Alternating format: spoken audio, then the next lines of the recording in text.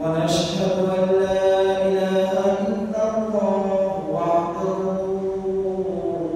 لا شريك له ونشهد أن سيدنا وحبيبنا وحبيب ربنا ومولانا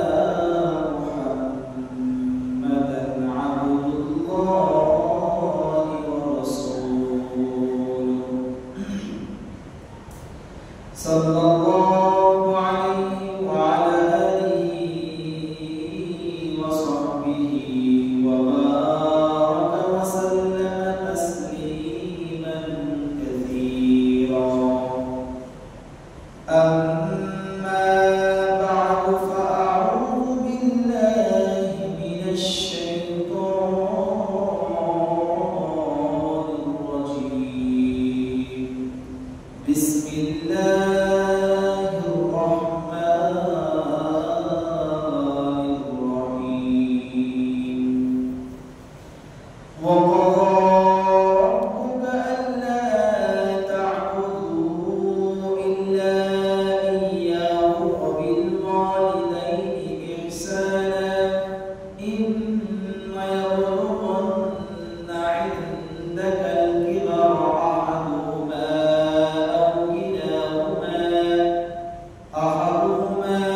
أو كلاهما فلا تقل لهما أف ولا تنهرهما وقل لهما قولا كريما صدق الله العظيم وقال النبي صلى الله عليه وسلم من أدرك أبويه أحدهما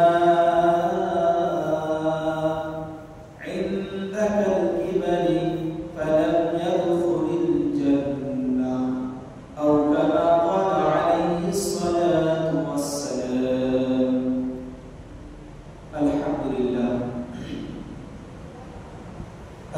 لله সমস্ত প্রশংসা সমস্ত গুণকীর্তন সেই মহান রব্বে দাত আল্লাহ রাব্বুল আলামিনের শানে বলি যে মহান আল্লাহ পাক আমাদেরকে পবিত্র সাপ্তাহিক ঈদের দিনে পবিত্র মুহররমুল হারাম মাসের দ্বিতীয় জুমার নামাজ আদায় করার জন্য পবিত্র গৃহে আল্লাহ পাক আমাদেরকে হাজির দেওয়ার তৌফিক ইনায়াত করেছেন যার জন্য তার শেখানো বাক্যে কালিমাতুশ শুকর আদায় করি আলহামদুলিল্লাহ। তারপরে জানাই লক্ষ কোটি দুরূদ বর্ষিত হোক সেই মহামানব যাকে আল্লাহ রাব্বুল আলামিন প্রেরিত করেছিলেন ভ্রান্ত পথিকের পথের দিশারূপে, যারা উপাধি হয়েছিল আল আমিন সাদিক সত্যবাদী আমানতদার, সেই রাসূলের উপরে লক্ষ কোটি দরুদ বর্ষিত হোক। আমরা সবাই বলি সাল্লাল্লাহু আলাইহি ওয়াসাল্লাম। সম্মানিত আল্লাহ ওয়ালা দিনদার মুত্তাকিন পরহেজগার ভাইরা, আল্লাহ রাব্বুল আলামিন আমাদেরকে, আমরা এই বিষয়ে সবাই সাক্ষ্য প্রদান করি যে আল্লাহ পাক আমাদেরকে অগণিত নিয়ামত দিয়েছেন। তার মধ্য থেকে সব থেকে শ্রেষ্ঠ নিয়ামত আল্লাহ পাক আমাদেরকে ঈমান নামক দৌলত দিয়েছেন। কেননা আমরা যতই ভালোই কাজ করি না কেন সব কিন্তু এই ঈমানের উপরে নির্ভর করে। যদি আমাদের ঈমান না থাকে তার আমরা হাজার হাজার মাসাজিদ মাদারিস তৈরি করে দিই, কোনো পরিমাণ সওয়াবের কাজ করতে পারলাম না। তবে হ্যাঁ, প্রশ্ন একটা থাকে, যে সমস্ত গায়ে মুসলিম বেদিন বেধর্মীরা আছে যারা এই জমিনবাসীর উপরে পৃথিবীবাসীর উপরে বিভিন্ন রকম ভাবে তারা ভালো কাজ করে আসছে, তাদের ফলাফল কি আছে?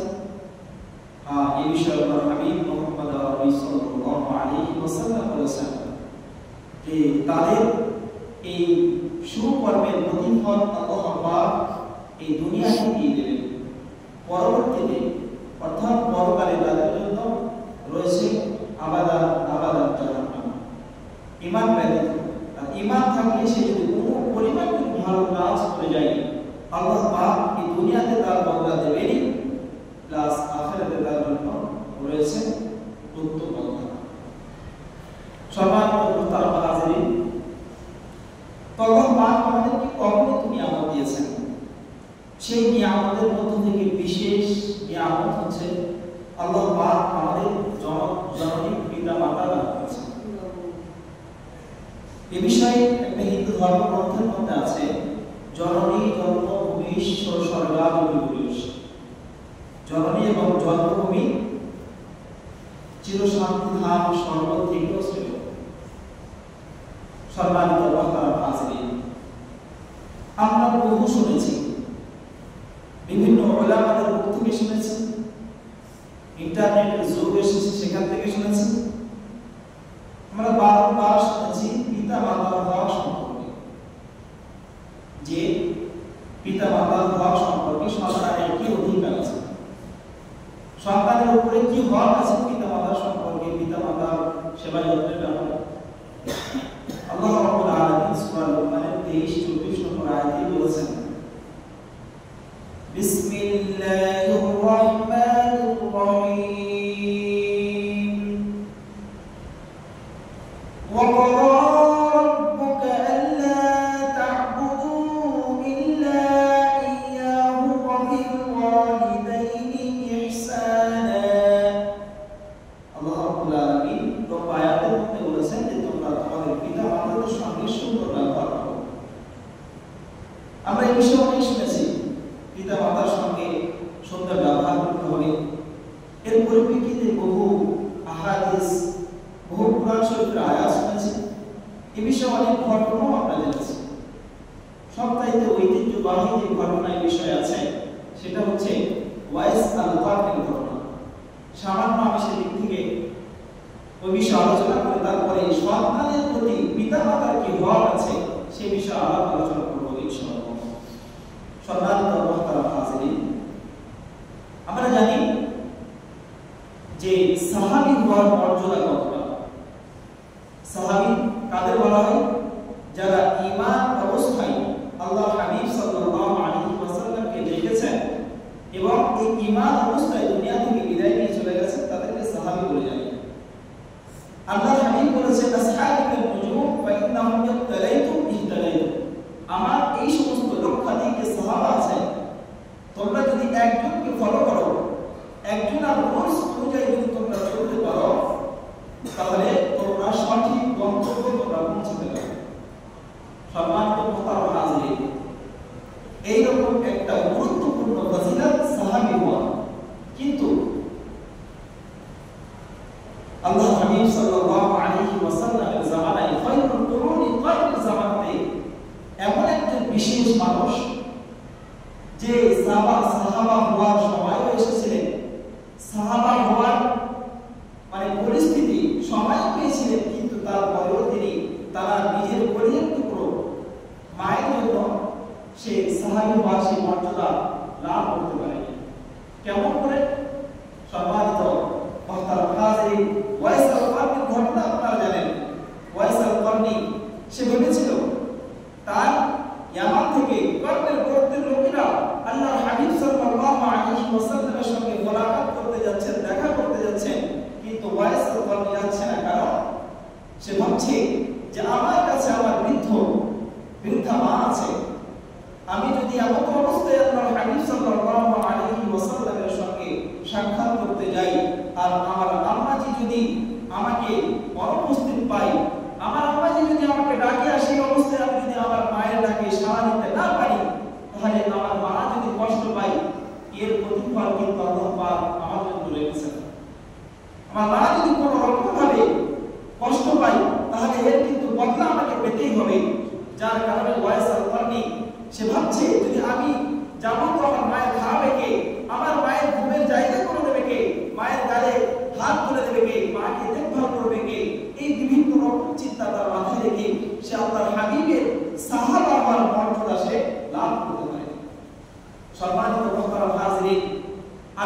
হাবিব সাল্লাল্লাহু আলাইহি ওয়াসাল্লাম সাহাবাদেরকে সম্বোধন করে বলছেন, হে আমার সাহাবারা, আমার উম্মি হাই, যদি আমার মা জীবিত থাকতো আর বাদাতুস সালাত সুম্মা খাতামতুল ফাতিহা, আমি যদি নামাজ শুরু করতাম আর সূরা ফাতিহা কমপ্লিট করতাম, সুম্মা বাদাতুস সালাত, ফির যদি সূরা শুরু করতাম আর রুকু যাবত অবস্থায় যদি আমার মাঝি না দেয়তেনি উম্মি, আমার মা যদি পিছন থেকে ডাকে ইয়া মুহাম্মদ, তাহলে আমি সঙ্গে সঙ্গে নামাজ ছেড়ে দিয়ে আমি বলতাম লব্বাইক ইয়া উম্মি লব্বাইক, আমি হাজির আছি মা আমার, আমি হাজির আছি। মায়ের গুরুত্ব, পিতা মাতার গুরুত্ব আল্লাহ পাক শিক্ষা দিয়ে গেছেন যে যদি মা ডাকে এমন অবস্থায় তুমি নামাজের মধ্যে আছো, তাহলে মায়ের ডাকে সাড়া দিয়ে তুমি নামাজ ছেড়ে দিয়ে মায়ের সঙ্গে সাক্ষাৎ করো। নামাজ তুমি পরে দিতে পারবে, কিন্তু ওই মায়ের যদি কোনো অবস্থা হঠাৎ যদি কিছু হয়ে যায় তাহলে মায়ের সঙ্গে তুমি ভালো ব্যবহার করতে পারলে না।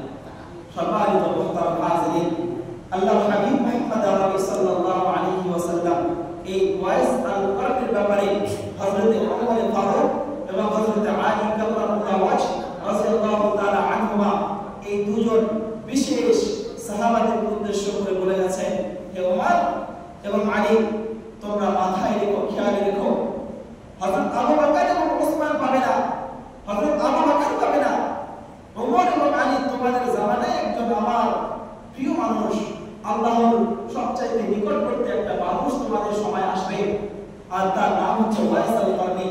তোমরা তার খবর রেখো, তার সঙ্গে তোমরা মিট করো, মুলাকাত করো, আর বলার পরে আমার শরীরে স্পর্শ যে জুব্বাটা আমি তোমাদেরকে হাদিয়া স্বরূপ দিয়ে যাচ্ছি, এই জুব্বা তোমরা ওই ওয়াইস আল কারনীর কাছে তোমরা পৌঁছে দিও। সম্মানিত মুহতারাম হাজিরিন, ঘটনা একমাত্র পিতা মাতার হক, তারপরে আসছে সন্তানের হক সম্পর্কে বলা যাবে। আল্লাহর হাবিব সাল্লাল্লাহু আলাইহি ওয়াসাল্লাম বলার পরে আবু বকরের জামানা চলে গেছে, দীর্ঘ 9 বছর যাবত হযরত আবু ওমর রাদিয়াল্লাহু তাআলা আনহু এবং হযরত আলী কাররামাল্লাহু ওয়াজহ এই দুজন দীর্ঘ 9 বছর যাবত এই ওয়াইস আল কারনীর খোঁজে ছিলেন। দীর্ঘ 9 বছর কেটে গেছে, ওয়াইস আল কারনীর কোনো খোঁজ পাননি।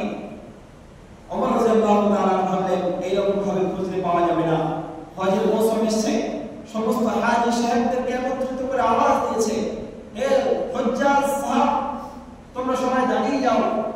সবাই আমিরুল মুমিনিন হযরত ওমর রাদিয়াল্লাহু তাআলা আনহুর কথা মতো সবাই দাঁড়িয়ে গেছে। হযরত ওমর রাদিয়াল্লাহু তাআলা আনহু বলছেন, সবাই বসে যান, আর শুধু ইয়ামানের যে সমস্ত হাজী সাহেবরা আছেন তারা দাঁড়িয়ে থাকেন। সমস্ত হাজী সাহেব বসে গেছেন, ইয়ামানের যে সমস্ত হাজী সাহেব তারা দাঁড়িয়ে আছেন। ফের বললেন, ইয়ামানের যে সমস্ত হাজী সাহেব আছেন তারা বসে যান, শুধুমাত্র কম গোত্রের যদি কোনো হাজী সাহেব এসে থাকেন তারা দাঁড়িয়ে থাকেন। ইয়ামানের হাজী সাহেবরা বসে গেছেন, আর কম গোত্রের যে সমস্ত হাজী সাহেবরা তাদের মধ্যে দুজন দাঁড়িয়ে আছেন। সম্মানিত মুহতারাম হাজিরিন, হযরত ওমর রাদিয়াল্লাহু তাআলা আনহু বলছেন যে দেখো, কম গোত্রের হাজী সাহেবরা কবিলায় পুরা গোত্রের যদি কোনো হাজী সাহেব থাকেন তিনি দাঁড়িয়ে থাকেন, নাহলে আপনারা বসে যান। সম্মানিত মুহতারাম হাজির, ওই দুইজন ব্যক্তি দাঁড়িয়ে আছেন, তাদেরকে জিজ্ঞাসা করা হচ্ছে, হযরত ওমর রাদিয়াল্লাহু তাআলা আনহু জিজ্ঞাসা করছেন যে তোমরা ওয়াইস আল কারনীর ব্যাপারে জানো? তখন ওই দুইজন হাজী সাহেব বলছেন, হ্যাঁ, আমিরুল মুমিনিন হযরত ওমর ফারুক রাদিয়াল্লাহু তাআলা আনহু, আমরা ওয়াইস আল কারনীর ব্যাপারে অবশ্যই জানি, সে তো আমাদের ভাগনা, তবে তার খোঁজ কেন? সে তো একজন পাগল টাইপের, সে তো এখন মরুভূমির নিচে উড় চলাচ্ছে। হযরত ওমর ফারুক এবং আলী বললেন, পাগল সে না, পাগল তোমরাই। সঙ্গে সঙ্গে হযরত ওমর ফারুক রাদিয়াল্লাহু তাআলা আনহু আলীকে সঙ্গে করে নিয়ে ঘোড়ার পিঠে চড়ে সেই মরুভূমির দিকে রওনা দিলেন। রওনা দিয়ে গিয়ে দেখছেন যে একটা পাবলা গাছের নিচে ওয়াইস আল কারনী সামনে উট চলছে, আর ওয়াইস আল কারনী সে আল্লাহর রাস্তায় নামাজ পড়ছে আল্লাহর সামনে দাঁড়িয়ে।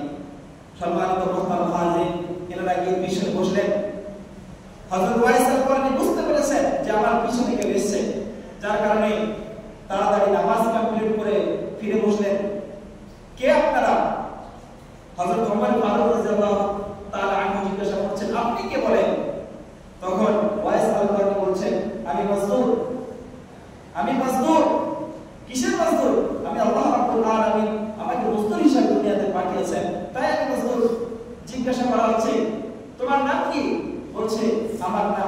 রাসূলুল্লাহ। তখন আলী রাদিয়াল্লাহু তাআলা আনহু বলছেন, আরে আমার নাম তো আব্দুল্লাহ, তবে তোমার মা তোমার যে নাম রেখেছে সেই নামটা কি? তখন তিনি বলছেন, ওয়াইস আল-কারনী বলছেন যে আমার নাম ওয়াইস, আমি করণের বাসিন্দা। সম্মানিত মুহতারাম হাজিরিন, সঙ্গে সঙ্গে হযরত আলী কাররামাল্লাহু ওয়াজহু বলছেন, এই তোমার সামনে যিনি বসে আছেন ইনি হচ্ছেন আমিরুল মুমিনিন হযরত ওমর ফারুক রাদিয়াল্লাহু তাআলা। সঙ্গে সঙ্গে ওয়াইস আল-কারনী ওমরের সঙ্গে এবং আলীর সঙ্গে গোলা মিলালেন, গোলাঘাত করলেন, মুআনাকা করলেন। তারপরে হযরত ওমর রাদিয়াল্লাহু তাআলা বলছেন, ওয়াইস আল-কারনী আল্লাহর হাবিব আজ থেকে বহুদিন আগে চলে গেছেন, আর যাওয়ার আগে বলে গেছেন যে ওমর এবং আলী যখন তোমরা ওয়াইসকে পাবে সঙ্গে সঙ্গে আমার উম্মতের জন্য এবং তোমাদের জন্য এই ওয়াইসকে আল্লাহর কাছে হাত তুলতে বলবে। সম্মানিত মুহতারাম হাজিরিন, কেন? তিনি হচ্ছেন মুস্তাজাবুদ দাওয়া, অর্থাৎ যে ব্যক্তি হাত তুলতে দেরি কিন্তু কবুল হতে দেরি হবে। সম্মানিত মুহতারাম হাজিরিন, ওয়াইসকে দোয়া করতে বলা হলো। ওয়াইস হাত তুলে দোয়া করলেন উম্মতের জন্য। এই ওয়াইসের ব্যাপারে এসেছে কাল কিয়ামতের দিন যখন হিসাব নিকাশ শুরু হয়ে যাবে, একদিকে হিসাব জান্নাতীদের, অপরদিকে জাহান্নামী, বিচার হয়ে যাবে। আল্লাহ পাক জান্নাতীদেরকে জান্নাতের ভিতরে প্রবেশ করতে বলবেন। সব দলে দলে যখন জান্নাতে যাবে, এই ওয়াইস ও জান্নাতে যাবে, জান্নাতের গেটে তাকে দাঁড় করিয়ে দেওয়া হবে। ওয়াইস আল্লাহর অবাক হয়ে যাবে, কি ব্যাপার, আমাকে দাঁড় কেন করানো হলো? তখন সাহাবারা বলবেন, আল্লাহ পাক অর্ডার দিয়েছেন যে তুমি এমন একজন ব্যক্তি যে মায়ের সঙ্গে সুব্যবহার করার কারণে, মাকে সেবা যত্ন করার কারণে আল্লাহ পাক তোমাকে এমন মর্যাদা দিয়েছে যে তোমাকে আদেশ করা হয়েছে এই যে জাহান্নামীদেরকে তুমি দেখছো, তোমার আঙ্গুলের ইশারা করো। তোমার আঙ্গুলের ইশারাতে আল্লাহ পাক তোমার আঙ্গুলের যত দূর পর্যন্ত ইশারা যাবে সেই সমস্ত মানুষ জাহান্নামী, যাদেরকে জাহান্নাম ওয়াজিব হয়ে গেছিল, সেই রকম ব্যক্তিদেরকে আল্লাহ পাক জান্নাতের মধ্যে দাখিল করবেন। সুবহানাল্লাহ। কি জন্য, কি কারণে এমন মর্যাদা? ওয়াইস আল-কারনীর একটাই মাত্র কাজ, সাহাবী হওয়ার সুযোগ লাভ করতে পারেনি।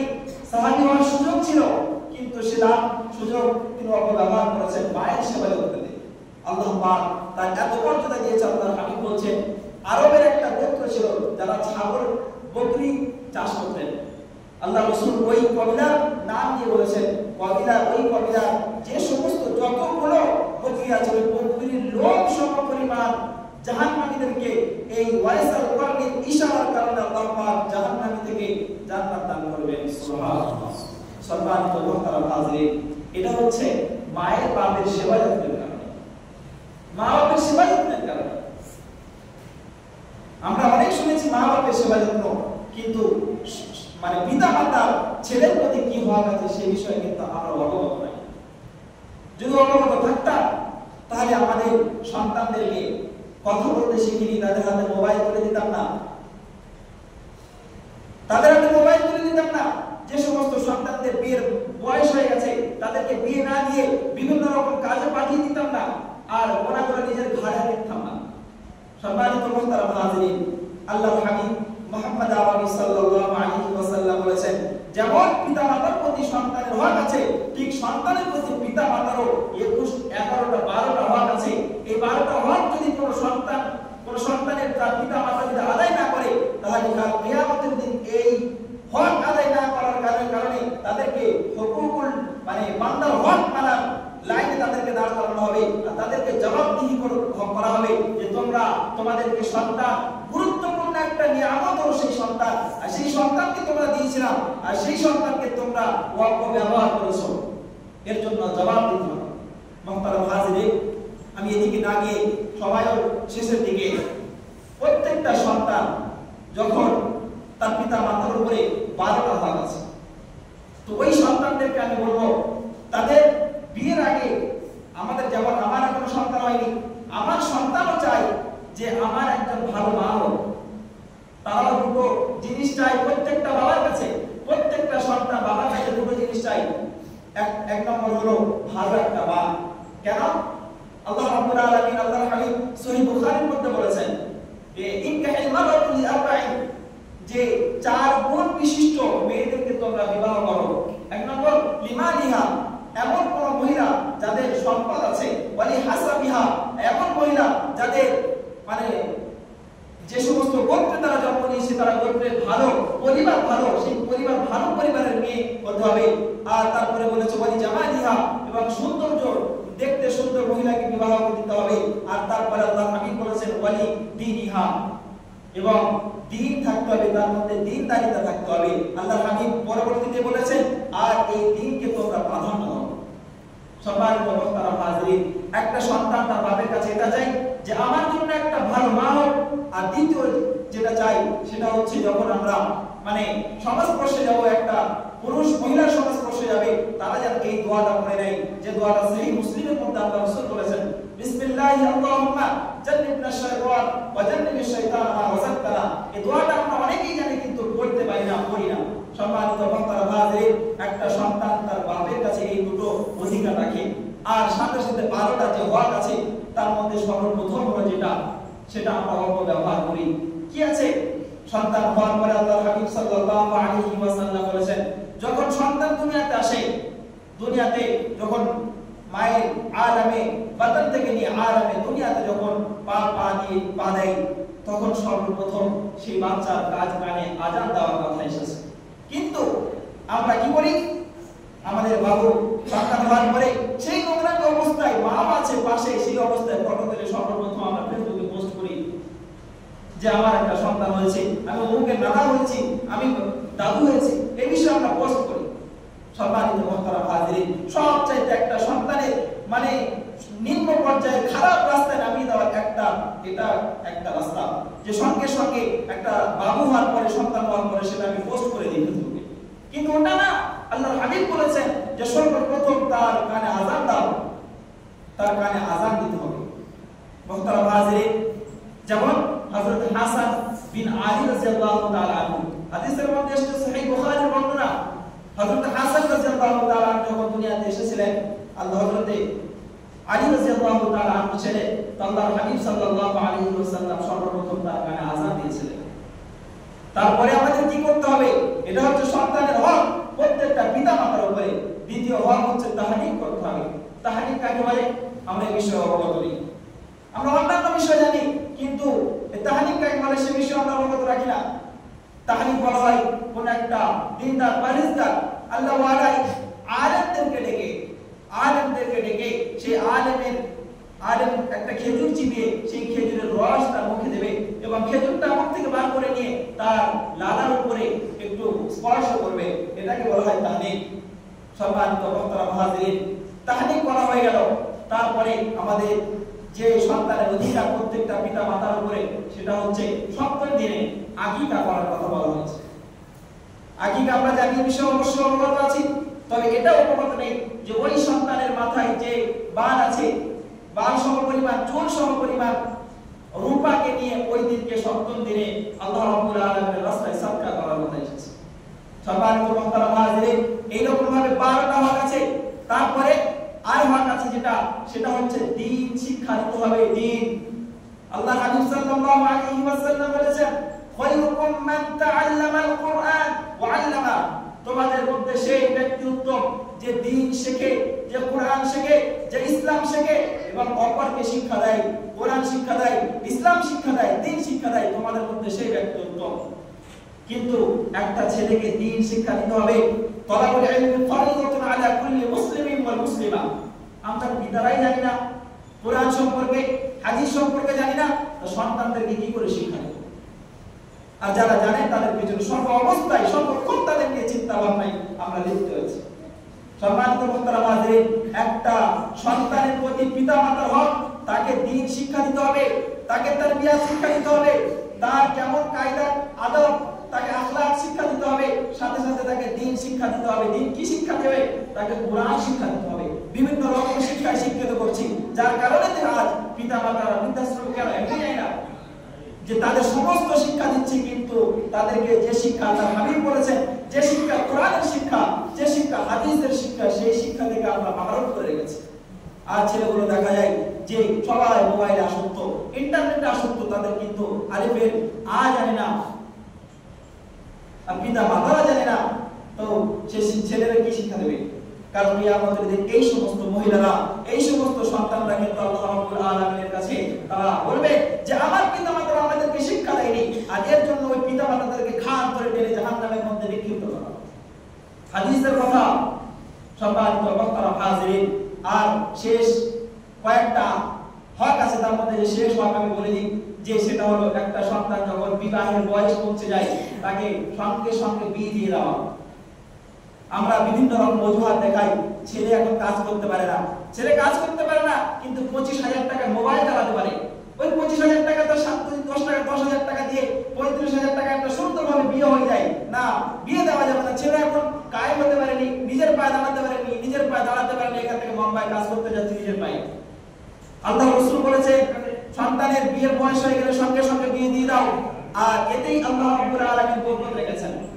সম্মানিত মুহতারাম হাজিরিন, সবাই যেহেতু শেষে একটাই কথা, একটাই নসিহত যে প্রত্যেকটা পিতামাতার কাছে এবং প্রত্যেকটা সন্তান যারা এখনো পর্যন্ত পিতা হতে পারেনি তাদের কাছে, যে আমরা আমাদের সন্তানদেরকে ইসলাম অনুযায়ী, কোরআন হাদিস অনুযায়ী শিক্ষা দেব। বিভিন্ন শিক্ষা আমরা শিক্ষিত করতে পারি, সাথে কিন্তু কোরআন শিক্ষা দিতে হবে, তাদের তারবিয়াত দিতে হবে, শিষ্টাচার আদব আখলাক শিক্ষা দিতে হবে। না হলে কিন্তু আমাদেরকে ওই রাস্তাঘাটে পড়ে পড়তে হবে আর বৃদ্ধাশ্রমে আমাদেরকে দাখিল হতে হবে, প্রবেশ করতে হবে।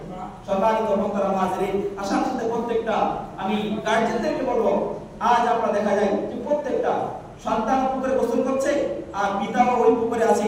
সন্তান অন্যজনকে গালিগালাজ করছে, পিতা শুনছে দেখছে, আর পিতা অন্যজনকে গালিগালাজ করছে। কত নিম্ন পর্যায়ে আমরা পৌঁছে গেছি একটু ভাবলে বুঝতে পারবেন। সম্মানিত মুহতারাম হাজিরিন, ওই জন্য আল্লাহর হাবিব এটা হাদিসের মধ্যে এসেছে, যারা গালিগালাজ করে তাদেরকে কিন্তু ওই জিহ্বা দিয়ে বন্দি দিয়ে আঘাত করা হবে কাল কিয়ামতের দিন। আল্লাহ রাব্বুল আলামিন আমাদেরকে বোঝার, শোনার এবং বোঝার থেকে বেশি বেশি আমল করার তৌফিক দান করুন। আল্লাহ রাব্বুল আলামিন আমাদের সিরাতাল মুস্তাকিমের প্রতি মানাক। ওয়া আখিরু দাওয়ানা আলহামদুলিল্লাহি রাব্বিল আলামিন।